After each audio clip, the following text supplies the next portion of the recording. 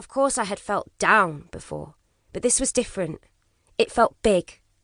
Bigger than big. Bigger than any doctor or specialist would ever understand. I was deteriorating. I was literally watching myself fade away. I could feel it nibbling at my thoughts and chomping through my spirit. I knew it was happening. I just couldn't shake it off. Sometimes I could almost see it, sinking its teeth into any glimpse of happiness I might dare to believe in. I was desperate not to talk about it. The thought of people knowing I had something wrong upstairs was worse than the diagnosis itself. Choosing to ignore it was my way of handling things. If I didn't acknowledge it, I found it easier to believe it wasn't really there. As I am sure many of you have discovered, mental health is still quite a taboo subject. You can have bum implants, a boob job, you can even have a bloody penis enlargement, and society won't judge you. But you tell someone you're having a hard time mentally, and they want to put you in a white jacket and throw away the key. Okay, so that might be a slight exaggeration, but it's true that matters of the mind are frequently ignored, out of sight, out of mind, ironically. Anxiety, along with depression and panic attacks, was the diagnosis I fought so hard against. I refused to believe it. What had I ever done to be part of the unfortunate group who fall victim to this? I'm sure you have all asked yourself that same question. Why me? I muttered those two little words over and over in my mind on a daily basis. What had gone so fundamentally wrong in my brain to cause the bubbly girl people knew and loved to crumble into a sad, lonely and frightened woman? Thankfully, I am one of the lucky few who managed to beat anxiety and depression before they beat me. And now I want to help all of you to do the same. If I didn't have that one person looking out for me, I don't think I would be here today. I would have succumbed to the little voice in the back of my mind that told me to end it all, once and for all. In order for you to feel comfortable enough to confide in me, it's only fair that I confide in you first. We all have a story about how we wound up here. Well, this is mine.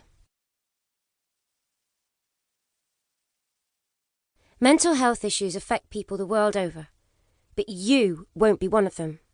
Will you? The calm before the storm. Chapter 1.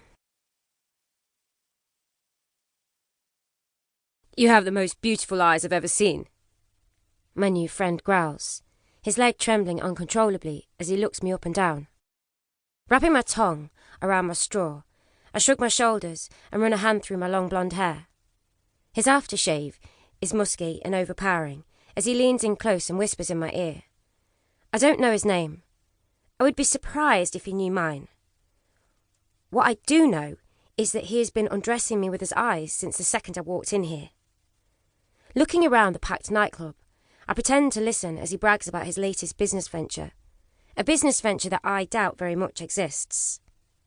Stifling a yawn, I politely smile and lean back in my seat. He thinks that I like him. He thinks that I've been laughing at his rubbish jokes because I just can't get enough. Little does this fool know he's the third so-called millionaire to hit on me this week. He also doesn't know this is all just a game to me. Well, I call it a game, but games are supposed to be fun, aren't they? Flirting with men in a lame bid to make myself feel better has never been my style, but believe me, I do have my reasons. You see, according to my friend's advice, the best way to get over a man is to get under another one. After almost 8 weeks of putting this theory to the test, I am starting to lose hope in this being the way forward for me. My new playmate drapes an arm around the back of my chair, and I make a point of showing him my glass is almost empty. Immediately standing to attention, he jumps to his feet and makes a beeline for the bar. Who knew it was this easy? Watching him leave, I try to find a part of me that is enjoying this charade. Instead of the excitement and adrenaline that I was seeking, I'm left feeling emptier than I did before. Taking the opportunity to top up my makeup, I slip through the crowds of gyrating people and disappear into the toilets. The music pounds against the walls of the cubicle as I whip out my mirror and gaze at my reflection. Perfect shades of bronze and gold mingle together on my eyelids, making my green eyes look even more piercing than usual. They say the eyes are the window to the soul, but mine seems so distant, so cut off from reality, and so close to the outside world. Throwing my ridiculously long hair